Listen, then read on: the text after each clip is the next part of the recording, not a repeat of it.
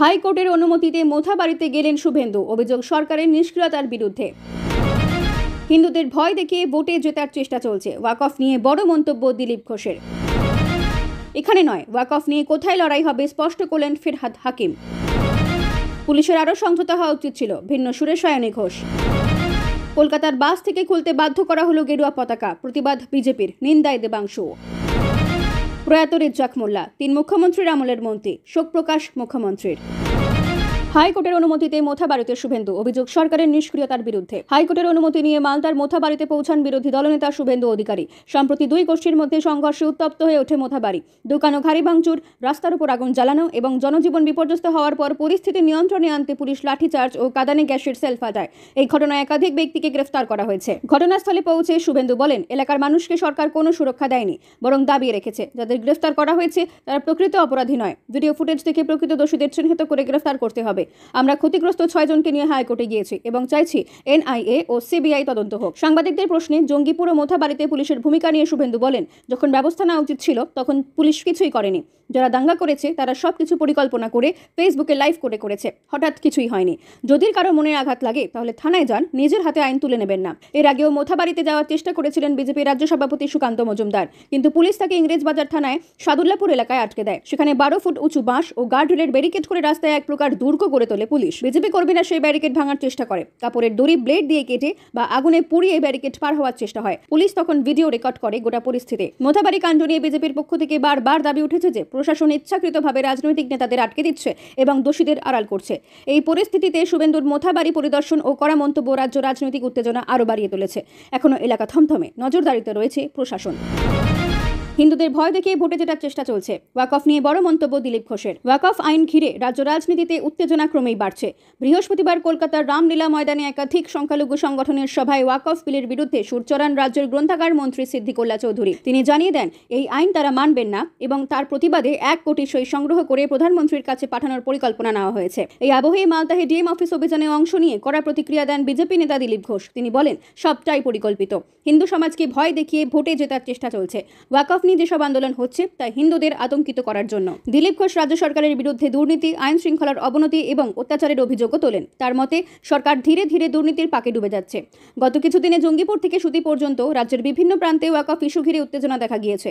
কলকাতাতেও হয়েছে প্রতিবাদ মিছিল, যার মধ্যে অন্যতম পার্ক সার্কাসের মিছিল। অন্যদিকে 16 এপ্রিল নেতাজি ইন্ডোরে ইমাম মুয়াজ্জিনদের সঙ্গে মুখ্যমন্ত্রী মমতা বন্দ্যোপাধ্যায়ের বৈঠক রয়েছে। ফিরহাদ হাকিম ইতিমধ্যেই জানিয়ে দিয়েছেন, লড়াইয়ের আসল মঞ্চ সুপ্রিম কোর্ট। এদিকে বিজেপিও পাল্টা প্রচারে নেমেছে। 20 এপ্রিল থেকে মুসলিম মহল্লায় শুরু হবে তাদের প্রচার, যেখানে বোঝানো হবে এই বিল সমাজের পিছিয়ে পড়া মুসলমানদের স্বার্থেই আনা হয়েছে।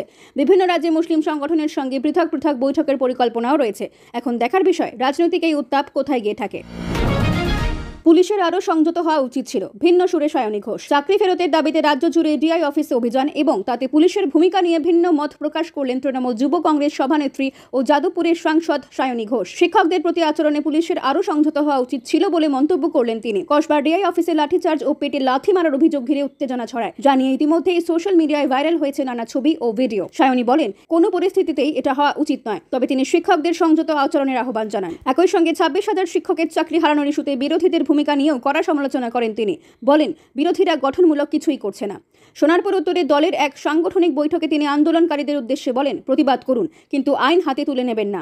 পাশাপাশি মুখ্যমন্ত্রী মমতা বন্দ্যোপাধ্যায়ের মানবিক ভূমিকার উপর আস্থা রাখার কথাও জানান সায়নী। তার আশা, সমস্যার সুষ্ঠু সমাধান শীঘ্রই হবে। এদিকে আন্দোলনকারীরা এদিনও রাস্তায় ছিলেন। অনেকে পুলিশকে গোলাপ দিতে গেলে তা নিয়ে অস্বীকার করেন পুলিশ কর্মীরা। সারাক্ষণ নিউজ চ্যানেলগুলো দেখে সময় নষ্ট না করে এই ভিডিওগুলোতেই দেখে নিন সারা দিনের সমস্ত গুরুত্বপূর্ণ খবরগুলো। তাই যখনই এই রকম থাম্বনেল দেখবেন তখনই ক্লিক করে দেখে নেবেন।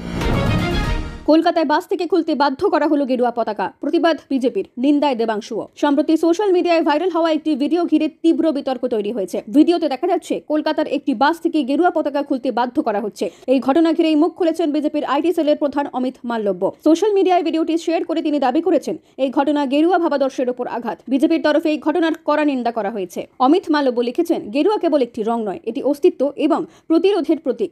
স্বামী বিবেকানন্দ, স্বামী প্রণবানন্দ সহ বহু সাধু সন্ন্যাসী সন্ন্যাসী এই রং ধারণ করেছেন গর্বের সঙ্গে। জাতীয় পতাকাতেও এটি সাহস ও ত্যাগের প্রতীক। তার অভিযোগ, পুলিশের উপস্থিতিতেই ইসলামপন্থীরা বাস চালককে পতাকা খুলতে বাধ্য করে। তিনি মুখ্যমন্ত্রী মমতা বন্দ্যোপাধ্যায়কে আক্রমণ করে প্রশ্ন তোলেন, পশ্চিমবঙ্গে হিন্দু হওয়া কি অপরাধ? এই ঘটনার জেরে বিজেপির আরও অনেক নেতাকর্মী সোশ্যাল মিডিয়ায় প্রতিবাদ জানিয়েছে।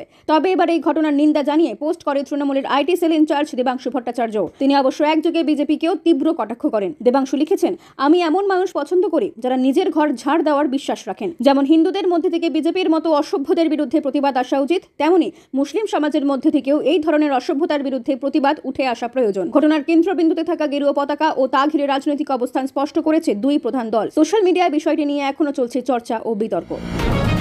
প্রয়াত রেজ্জাক মোল্লা, তিন মুখ্যমন্ত্রীর আমলের মন্ত্রী। শোক প্রকাশ মুখ্যমন্ত্রীর। প্রয়াত বাংলায় রাজনীতির বর্ণময় চরিত্র আব্দুল রেজ্জাক মোল্লা শুক্রবার সকালে দক্ষিণ 24 পরগনার ভাঙড়ে তার নিজ বাড়িতে শেষ নিঃশ্বাস ত্যাগ করেন। বয়স হয়েছিল 80 বছর। দীর্ঘদিন ধরে বার্ধক্যজনিত অসুস্থতায় ভুগছিলেন তিনি। রাজনীতিতে তার যাত্রা শুরু হয়েছিল 1972 সালের সিপিএম প্রার্থী হিসেবে। ছিলেন ভূমি সংস্কার মন্ত্রী হিসেবে গুরুত্বপূর্ণ ভূমিকায়। জ্যোতি বসু, বুদ্ধদেব ভট্টাচার্য এবং মমতা বন্দ্যোপাধ্যায় সরকারের মন্ত্রী ছিলেন তিনি। তৃণমূল সরকারে 2016 সাল থেকে 2021 সাল পর্যন্ত মন্ত্রিত্বে ছিলেন। পরে অসুস্থতার কারণে রাজনীতি থেকে সরে যান। মুখ্যমন্ত্রী মমতা বন্দ্যোপাধ্যায় এক্স হ্যান্ডেলে শোক প্রকাশ করে জানান, রেজ্জাক মোল্লার প্রয়াণে রাজনৈতিক জীবনে অপূরণীয় শূন্যতা তৈরি হলো। তার প্রয়াণে রাজ্য সরকার অর্ধদিবস ছুটি ঘোষণা করেছে। সিপিএম আমলে রেজ্জাকের মতের কারণে একাধিক বিতর্ক তৈরি হয়েছিল, বিশেষ করে বুদ্ধদেবের জমি অধিগ্রহণ নীতি নিয়ে। সেই সময় প্রকাশ কারাটের সঙ্গে দেখা করে তিনি দলের অবস্থানের কড়া সমালোচনা করেছিলেন। পরে সিপিএমের দলীয় বিশ্লেষণেও সেই নীতির ভুল স্বীকার করা হয়। রাজনৈতিক জীবনের শেষে রেজ্জাক বলতেন, সিপিএম নেতারা তার খোঁজ নিলেও বর্তমান শাসক দলের কেউ নেন না। তবে তার এক সময়ের শিষ্য ক্যানিং পূর্বে তৃণমূল বিধায়ক শওকত মোল্লা একবার দেখা করতে গেলে তিনি আপ্লুত হন।